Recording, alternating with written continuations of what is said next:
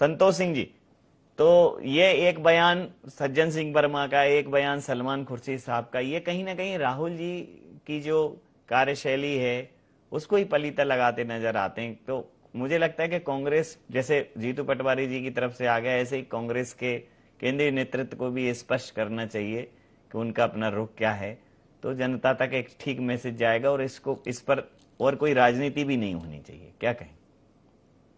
नवीन जी, मैंने बड़े धैर्य पूर्वक दोनों ही लोगों को सुना है और मैं चाहता हूं कि मेरी बात भी पूरी आ जाए और जी बीच जी में कोई जी, बिल्कुल बोलिए ना, इंटरप्शन नहीं बोलिए होगा। बोलिए बोलिए बोलिए। हाँ, मैं ये कहना चाहता हूं कि जब भारतीय जनता पार्टी का एक प्रवक्ता मौजूद हो तो राजनीतिक विश्लेषक को भारतीय जनता पार्टी के प्रवक्ता की भूमिका में नहीं आना चाहिए।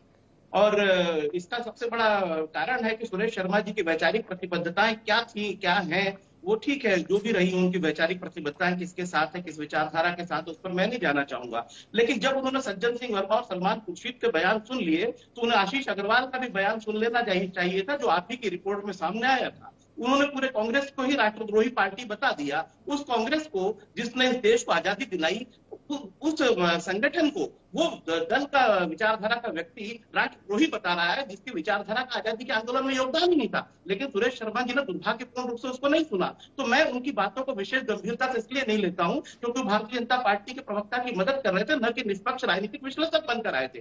दूसरा, मैं एक चीज कहना चाहता हूं कि जिस प्रकार से भारतीय जनता पार्टी के प्रवक्ता ने कहा कि अल्पसंख्यकों की हत्या हो रही है, इसका मतलब हिंदुओं की हत्या हो रही है, उनके ऊपर तमाम तरीके के अत्याचार बांग्लादेश में हो रहे हैं।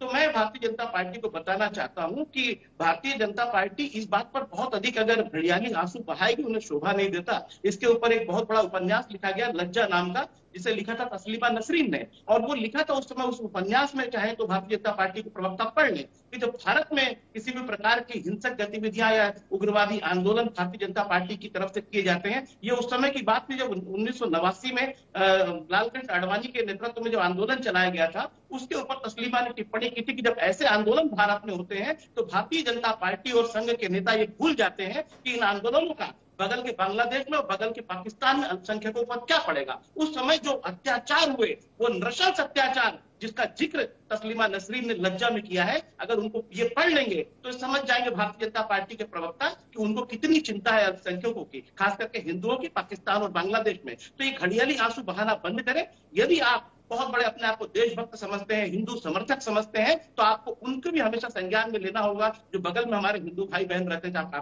पाकिस्तान में रहते हो, चाहे वो बांग्लादेश में रहते हो, तो इस पर घड़ियाली आंसू बहाना बंद कीजिए। और हम दृढ़ता से इस बात को कहते हैं कि हम संविधान के पालक हैं, रक्षक हैं, और जहां तक व्यक्तिगत बयानों की बात है, पूरी पार्टी उससे सहमत नहीं है। लेकिन अगर कोई व्यक्ति अपने व्यक्तिगत तौर पर कोई बयान देता है, वो पार्टी का अधिकृत बयान नहीं होता है। लेकिन जब आशीष अग्रवाल कोई बयान देते हैं तो वो एक पार्टी के मीडिया प्रमुख है, वो पार्टी की आवाज है, और उनकी पार्टी का बयान ऑफिशियल बयान माना जाएगा, जिसने देश को आजादी दिलाने वाली पार्टी को राष्ट्रद्रोही पार्टी करार दिया है। मैं समझता हूं उन पर कार्रवाई बेहद आवश्यक है, और राजनीतिक विश्लेषक को चाहिए कि निष्पक्षता से अपनी बात रखें, न कि भारतीय जनता पार्टी के प्रवक्ता बन जाए डिबेट जी।